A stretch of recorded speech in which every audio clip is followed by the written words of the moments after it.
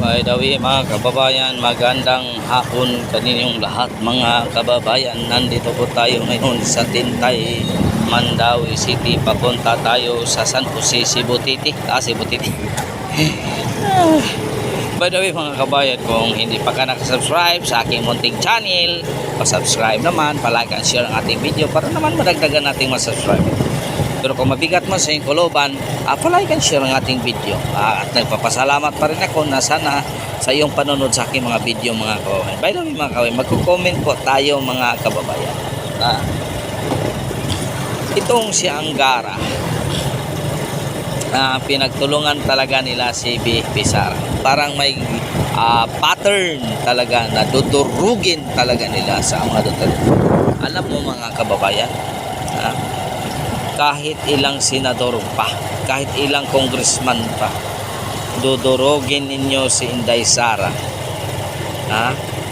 Ilan ang taong nagmamahal kay Inday Sara?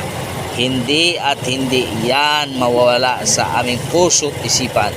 Kasi alam namin na si Inday Sara ay totoong nagserbisyo. Totoo talaga. Hindi katulad ninyo.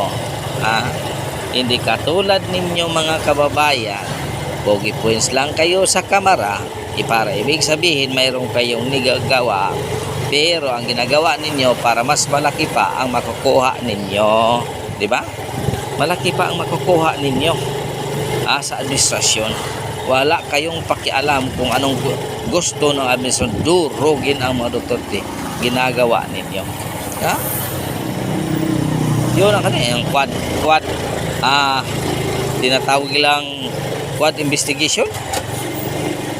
Hindi ako maniniwala dyan mga kababayan. Hindi nga sila nag-imbestiga sa QGC, quad investigation, tumutok lang sa mga bogo na idadawit ang mga Duterte. Tumutok lang sila. Pero ngayon sa nangyayari, piyong sila.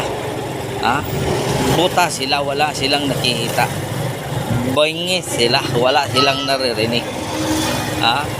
Kitang kita mga kababayan, kahit ano bang gagawin ninyo, hindi kayo makakatalo at matutulog kay Inday Sara. Yun ang katotohanan mga kababayan.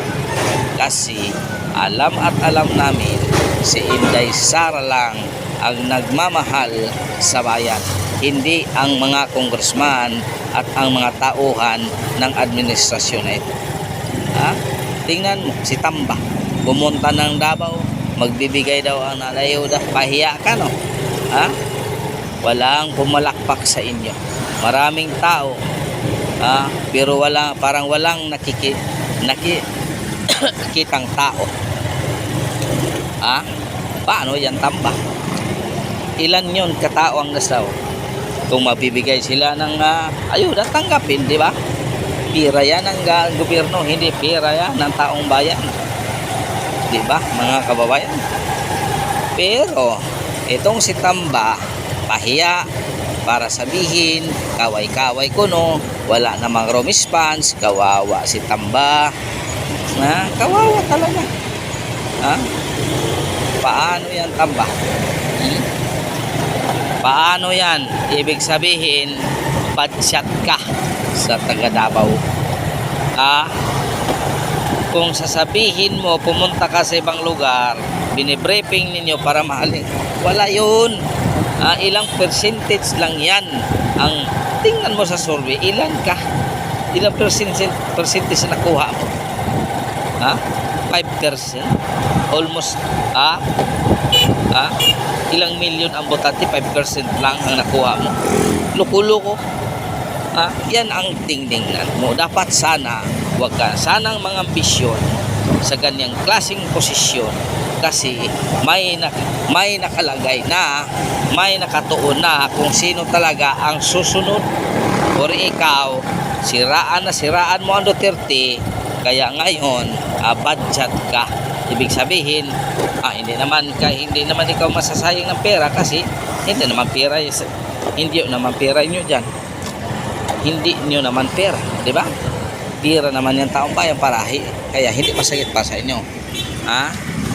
Pero sasabihin ko sa iyo Tamba, Pag hindi na sa'yo ang agos at ang hangin para sa'yo, iiyak at iiyak ka. Oh, talaga tamba. Itong mga congressman na nag-imbestiga sa'yo, nag-imbestiga ka Duterte, ito rin ang mag-iimbestiga kay Tamba at ang kang bangag. Ha? Ito rin. Totoo talaga. Ha? Gagawa 5 quad pa. 2 quad, 4 quad, 5 quad pa. 10 quad pa ang gagawin nila para lang makulong itong si Tamba at si Bangag. At ito si Kwan, itong si Abalos at si Story, magsama-sama ito sa kulungan. Tingnan mo mga kababayan, ngayon sa inyo pa ang panahon, dumarating ang panahon, iiyak at iiyak din kayo. Iiyak at iiyak din kayo. Titingnan natin sa ginawa ninyo kay Sara Asang Kibuloy, babalik at babalik talaga sa inyo dyan. Babalik at babalik talaga sa inyo dyan ang kalukuhan na ginagawa ninyo. Si Kibuloy na sad ang magsasabi, si Kibuloy na rin ang magsasabi, kasi mayroon kang warat, dapat mong panagutan, diba? Si Kibuloy na din ang magsasabi sa iyo. Dapat harapin mo at si Risa.